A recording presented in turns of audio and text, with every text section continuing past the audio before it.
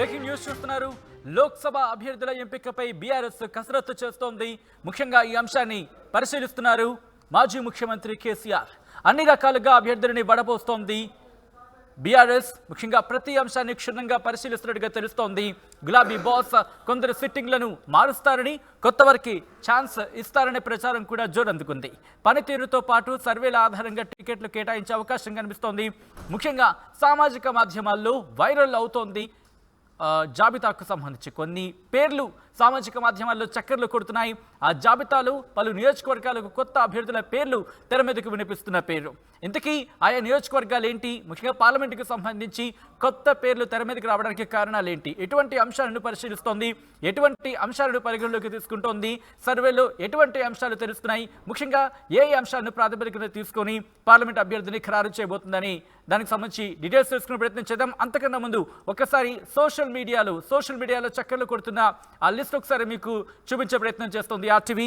ఒకసారి మీరు చూడొచ్చు. ఖమ్మం నుంచి నామా నాగేశ్వరరావు పేరు వినిపిస్తోంది. చేవేళ్ల నుంచి గడ్డం రంజిత్ రెడ్డి, అలాగే జహీరాబాద్ నుంచి బీబీ పాటిల్, కరీంనగర్ నుంచి బోయినపల్లి వినోద్ కుమార్, అలాగే ఆదిలాబాద్ నుంచి ఆత్రం సక్కు, నిజామాబాద్ నుంచి బాజిరెడ్డి గోవర్ధన్, అలాగే మల్కాజ్గిరి నుంచి సిహెచ్ భద్రారెడ్డి, సికింద్రాబాద్ నుంచి తలసాని సాయి కిరణ్ యాదవ్, నల్గొండ నుంచి గుత్తా అమిత్ రెడ్డి, తెర చిన్నప్పరెడ్డి, అలాగే భువనగిరి నుంచి పైళ్ల శేఖర్ రెడ్డి, జిట్టా బాలకృష్ణారెడ్డి, దూదిమెట్ల బాలరాజు, గుత్తా అమిత్ రెడ్డి. ఇక పెద్దపల్లి విషయానికి వస్తే కనుక కొప్పుల ఈశ్వర్, బాల్కో సుమన్, ఈ రెండు పేర్లు కూడా అక్కడ వినిపిస్తున్నాయి. మెదక్ విషయానికి వస్తే కనుక ఒంటేరు ప్రతాప్ రెడ్డి, అలాగే చిలుముల మదన్ రెడ్డి. ఇక వరంగల్ విషయానికి వస్తే కనుక కడియం కావ్య, ఆరూరి రమేష్, ఎర్రోళ్ల శ్రీనివాస్, పి దయాకర్. ఇక మహబూబ్ నగర్ చర్లకోల్ లక్ష్మారెడ్డి, వి శ్రీనివాస్ గౌడ్, ఆళ్ల వెంకటేశ్వర రెడ్డి. ఇక మహబూబాబాద్ విషయానికి వస్తే సీతారాం నాయక్, రెడ్డి నాయక్, మాలోతు కవిత. నాగర్ కర్నూలు విషయానికి వస్తే కనుక పోతుగంటి రాములు.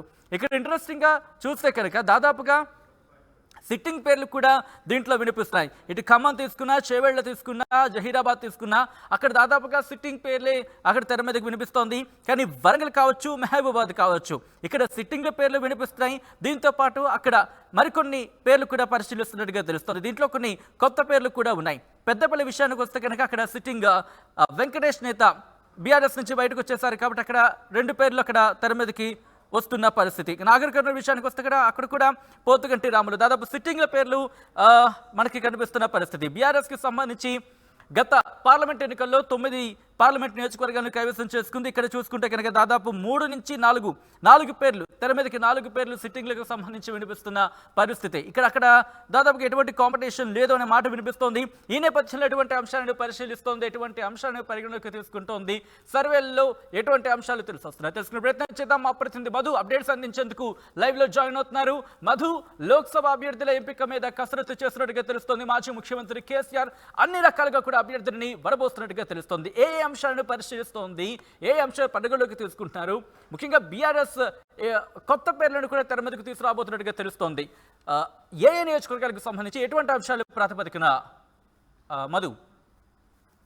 23 సార్వత్రిక ఎన్నికల్లో ఓటమి చెందిన తర్వాత ఆ పార్లమెంట్ ఎలక్షన్ లో వెల్ పర్ఫామ్ చేయాలి, ఆ రకంగా ఎక్కువ సంఖ్యలో ఎంపీ స్థానాలను కైవసం చేసుకోవాలి అనేటువంటిది బీఆర్ఎస్ పార్టీ అధినేత కేసీఆర్ వ్యూహం చేస్తా ఉన్నారు. సో దానికి రీజన్స్, పార్లమెంట్ ఎన్నికలు ఇవి గల్లీ ఎన్నికలు కాదు, ఢిల్లీ ఎన్నికలు అనేటువంటిది ఇద్దరు చెప్పే ప్రయత్నం చేస్తా ఉన్నారు. ఎవరు, కాంగ్రెస్ కానీ ఇటు బీజేపీ కానీ. సో ఇక్కడ బీఆర్ఎస్ కు ఓటు వేసినా కూడా దానివల్ల పెద్దగా ఉపయోగం లేదు అనేటువంటిది రెండు జాతీయ పార్టీలు కాంగ్రెస్, బీజేపీ పదే ప్రజల్లోకి చెప్పే ప్రయత్నం చేస్తా ఉన్నారు. వాటిని ధీటుగా ఎదుర్కొనేలా, అంటే గతంలో నేతలుగా ఎవరికైతే పేరుందో, క్షేత్రస్థాయిలో ఎవరైతే ఎంపీగా గెలిచేటువంటి అవకాశం ఉంటుందో సర్వేల ఆధారంగా వారికి ఇవ్వాలనేటువంటిది నిర్ణయం తీసుకోవడం జరిగింది. నిజంగానే సోషల్ మీడియాలో కొన్ని పేర్లు వినిపిస్తా ఉన్నాయి. చాలా అనూహ్యమైనటువంటి కొన్ని పేర్లు తెరపైకి వస్తా ఉన్నాయి. ఎందుకంటే ఇప్పుడు ఎగ్జాంపుల్ నిజామాబాద్ సంబంధించినటువంటి పార్లమెంట్ స్థానం తీసుకుంటే దాదాపు ఎమ్మెల్సీ కవిత పోటీ చేస్తారు అనేటువంటి ప్రచారం జరిగింది. గతంలో కూడా ఆమె నేనే పోటీ చేస్తాను, అరవింద్ ఎక్కడ నిలబడ్డా వెంటబడి ఓడిస్తాను అనేటువంటి వ్యాఖ్యలు చేశారు. కానీ అక్కడ అనూహ్యంగా బాజిరెడ్డి గోవర్ధన్ రెడ్డి పేరు వినిపించింది. మొన్న ఎమ్మెల్యేగా పోటీ చేశారు, ఓటమి చెందినటువంటి పరిస్థితి. ఆయన ఎంపీకి ఆసక్తిగా ఉన్నారు అనేటువంటి వార్త సోషల్ మీడియాలో వస్తున్నటువంటి లిస్ట్ తో ప్రస్తుతం చర్చ కొనసాగుతా ఉంది. ఇంకా మరికొన్ని ఒక్కసారి కనుక చూస్తే ఖమ్మం నామ నాగేశ్వరరావు ఆల్రెడీ ఆయన ఎంపీగా ఉన్నారు. ఆయనను మళ్ళీ ఎంపీగా పంపించడానికి ఆల్రెడీ కేసీఆర్ ఓకే చెప్పినట్టుగా తెలుస్తా ఉంది. ఇటు నామా నాగేశ్వరరావు గాని, చేవెళ్లలో ఉన్నటువంటి రంజిత్ రెడ్డి ఇద్దరి అభ్యర్థిత్వాన్ని ఓకే చేశారు గతంలోనే. మీరు మీ అభ్యర్థిత్వం ఖరారైంది, మీరు క్షేత్రస్థాయిలో పని చేసుకోండి అనేటువంటి వాళ్ళిద్దరికి కన్ఫర్మ్ చేస్తారు. గతంలో పార్లమెంట్ సన్నాహక సమావేశాల సందర్భంగా వారిద్దరిని ఓకే చేశారు గతంలోనే. ఇక మిగతాకు సంబంధించినటువంటిది మల్కాజిగిరి సీట్లో మల్లారెడ్డి తన కొడుకు భద్రారెడ్డి కోసం టికెట్ అడుగుతా ఉన్నారు. నాకు టికెట్ ఇస్తే చాలు, గెలిచి గిఫ్ట్ గా ఇస్తాను కేసీఆర్ అనేటువంటిది మల్లారెడ్డి చేసినటువంటి వ్యాఖ్య గతంలోనే. సో కాబట్టి అక్కడ మల్లారెడ్డి పేరు తెరపైకి వచ్చేటువంటి అవకాశం ఉంది. తర్వాత ఇంకా కొద్ది మంది కూడా ఆ సీట్ కోసం చాలా మంది పోటీ పడుతున్నారు. సింగిరెడ్డి సోమశేఖర్ రెడ్డి కూడా పోటీ పడతా ఉన్నటువంటి పరిస్థితి ఉంది. అలాగే మా అంబర్పేట నుంచి మరొక నేత కూడా ఆయన ఈ సీట్ కోసం సికింద్రాబాద్ సీట్ కోసం మరొకరు సికింద్రాబాద్ సీట్ కోసం పోటీ పడతా ఉన్నటువంటి పరిస్థితి ఉంది. సికింద్రాబాద్ లో ఆల్రెడీ తలసాని శ్రీనివాస్ యాదవ్ కొడుకు సాయి కిరణ్ యాదవ్ ఆయన పోటీ చేస్తానంటున్నారు. ఇలా పలువురు పేర్లు తెరపైకి వస్తున్నాయి. సికింద్రాబాద్ నుంచి నాకు కూడా జనరల్ అయినప్పటికీ కూడా అవకాశం కల్పించండి అనేటువంటిది క్రిషాంక్ టికెట్ అడుగుతున్నట్టుగా తెలుస్తా ఉంది. లేదంటే రిజర్వ్ ఉన్నటువంటి సీట్ నుంచి అవకాశం కల్పించడం అనేటువంటిది ఆయన గతంలోనే పార్టీకి వినతి ఇచ్చినటువంటి పరిస్థితి. ఇట్లా ఒక్కొక్కటి కరీంనగర్ లో బోయినపల్లి వినోద్ కుమార్ పోటీ చేస్తానంటున్నారు. ఆయన ఆల్రెడీ క్షేత్రస్థాయిలో పని చేసుకుంటున్నారు. ఆయన పేరే వినిపిస్తా ఉంది. ఆదిలాబాద్ లో ఆత్రం సక్కు గతంలో 2018 ఎలక్షన్ లో కాంగ్రెస్ పార్టీ టికెట్ పైన ఎమ్మెల్యేగా గెలిచి బీఆర్ఎస్ పార్టీలో జాయిన్ అయినటువంటి ఆత్రం సక్కు మొన్న సిట్టింగ్ సంబంధించినటువంటి ఎమ్మెల్యే అయినప్పటికీ కూడా ఆయనకు టికెట్ ఇవ్వలేకపోయారు. ఆయన ప్లేస్ లో కోవాలక్ష్మికి టికెట్ ఇస్తే ఆమె ఎమ్మెల్యేగా గెలిచారు. ఆత్రం సక్కుకి ఎంపీగా అవకాశం కల్పిస్తామని కేసీఆర్ గతంలోనే హామీ ఇచ్చారు. ఈసారి ఆత్రం సక్కుకి ఆదిలాబాద్ ఎంపీగా అవకాశం కల్పించాలి అనేటువంటిది ఆలోచన చేస్తా ఉన్నటువంటి పరిస్థితి ఉంది పార్టీ.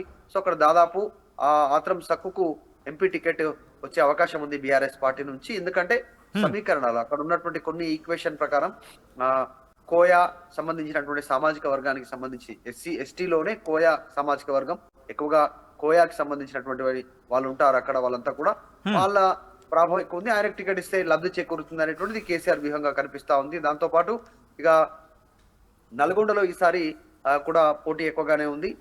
గుత్తా అమిత్ రెడ్డి ప్రస్తుతం ఎవరైతే శాసన మండలికి సంబంధించిన చైర్మన్ ఉన్నారో గుత్తా సుఖేందర్ రెడ్డి, ఆయన కొడుకు పొలిటికల్ ఎంట్రీ ఇద్దామనుకుంటున్నారు. ఎంపీగా పోటీ చేయాలనేటువంటి ఆసక్తి కనబరుస్తా ఉన్నారు. ఆల్రెడీ ప్రచారం చేస్తా ఉన్నారు సోషల్ మీడియా వేదిక గానీ మిగతా రకంగా ఆసక్తి తెర చిన్నపరెడ్డి కూడా టికెట్ అడుగుతా ఉన్నారు. సో అదొకటి ఉంటే మెదక్ వస్తే ఒంటేరు ప్రతాప్ రెడ్డి, చిలుమల మదన్ రెడ్డి, ఇక్కడ కూడా మెదక్ లో డిఫరెంట్ పేర్లు తెరపైకి వచ్చాయి. గతంలో కేసీఆర్ పోటీ చేస్తాడనేటువంటి ప్రచారం జరిగింది మెదక్ ఎంపీగా జాతీయ రాజకీయాల్లోకి వెళ్ళడానికి. కానీ ఇప్పుడున్న సిచ్యువేషన్ లో కేసీఆర్ వ్యూహం మార్చారు. స్థానికులకు టికెట్ ఇచ్చి ఈయన మాత్రం వాళ్ళ గెలుపు కోసం ప్రయత్నం చేస్తారు అనేటువంటిది. అందులో భాగంగానే ఒంటేరు ప్రతాప్ రెడ్డి, చిలుమల మదన్ రెడ్డి పేర్లు వినిపిస్తా ఉన్నాయి. Warangal Kadiyam Kavya, Aruri Ramesh, Errolla Srinivas, P Dayakar. Already Dayakar present sitting MP ఉన్నారు అక్కడ. ఆయన కాదు అని ఈసారి ఇంకా కొత్త పేర్లు వినిపిస్తా ఉన్నాయి. కడియం శ్రీహరికి సంబంధించినటువంటి కూతురు కడియం కావ్య, ఆరూరి రమేష్ ఎమ్మెల్యే ఓడిపోయారు మొన్న రీసెంట్ గా.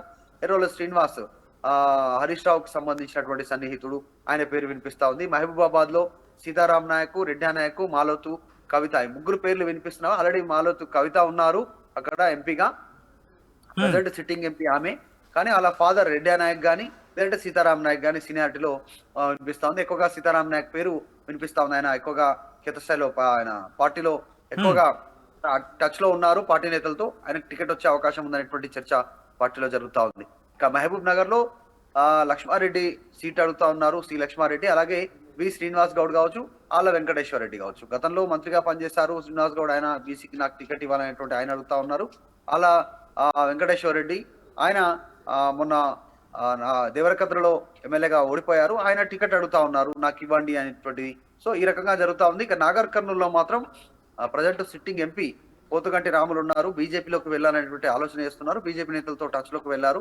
కాబట్టి అక్కడ గువ్వల బాలరాజ్ కి ఎంపీ టికెట్ కన్ఫామ్ అయింది అనేటువంటిది పార్టీలో చర్చ జరుగుతా ఉంది. దాదాపు గువ్వల బాలరాజే పార్లమెంట్ అభ్యర్థి, నాగర్ కర్నూలు పార్లమెంట్ అభ్యర్థిగా పోటీ చేసేటువంటి అవకాశం ఉంది. రీసెంట్ గా నిన్న ఒక ఆల్రెడీ కేటీఆర్ కూడా అక్కడికి వెళ్లి నాగర్ కర్నూలుకు సంబంధించినటువంటి పార్లమెంట్ సమావేశానికి సంబంధించి సమావేశంలో సభలో పాల్గొని వచ్చారు.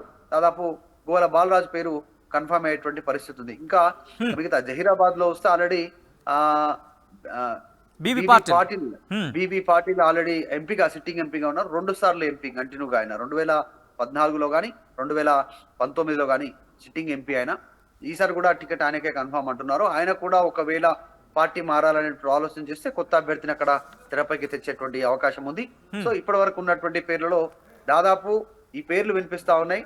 ఇవంతా కూడా సోషల్ మీడియా వేదికకు పేర్లు వినిపిస్తున్నప్పటికీ కానీ నేతలంతా కూడా ఇంట్రెస్టింగ్ గా మధు ఇక్కడ నల్గొండ భువనగిరి ఈ రెండు చోట్ల కూడా గుత్తా అమిత్ రెడ్డి పేరు వినిపిస్తోంది. ఎందుకని అంటే ఇటు 2 టికెట్లకు సంబంధించి అంటే 2 స్థానాలకు సంబంధించి ఎక్కడి నుంచైనా పోటీలకు దిగే అవకాశం ఉందా, లేకపోతే ఏమైనా డిమాండ్ వినిపిస్తుందా పర్టికులర్గా ఒక కాన్స్టిట్యుయెన్సీ అంటే పార్లమెంట్ కాన్స్టిట్యుయెన్సీ బరిలోకి దిగాలని చెప్పి గుత్తా అమిత్ రెడ్డి నుంచి ఏమైనా రిక్వెస్ట్ వెళ్తుందా బీఆర్ఎస్కి?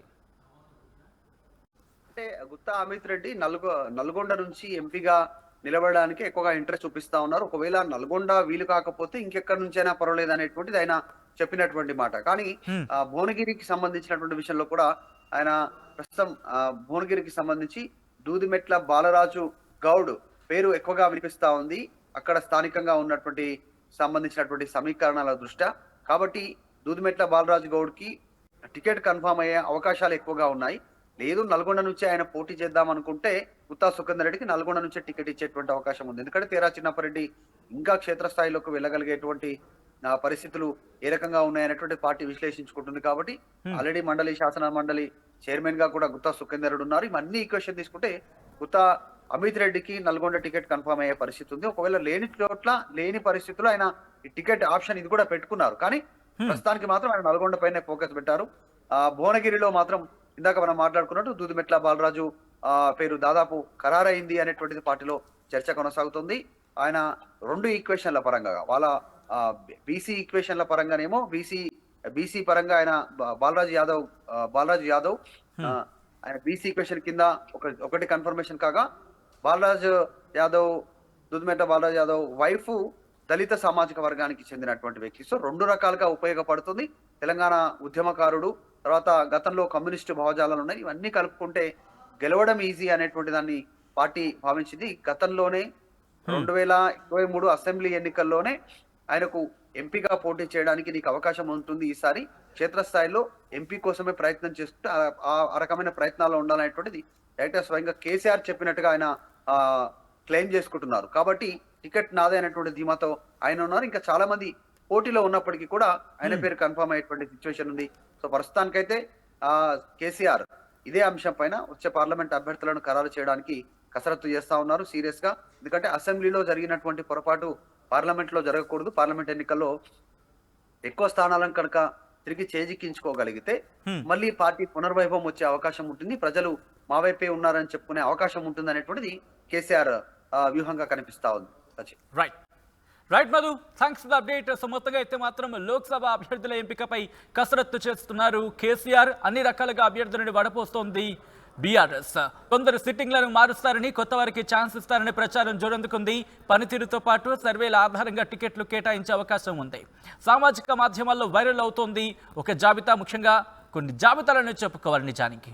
దీంట్లో ఎంపీ అభ్యర్థుల జాబితాకు సంబంధించి కొన్ని కీలక అంశాలు కూడా అక్కడ డిస్కషన్కి వస్తున్నాయి.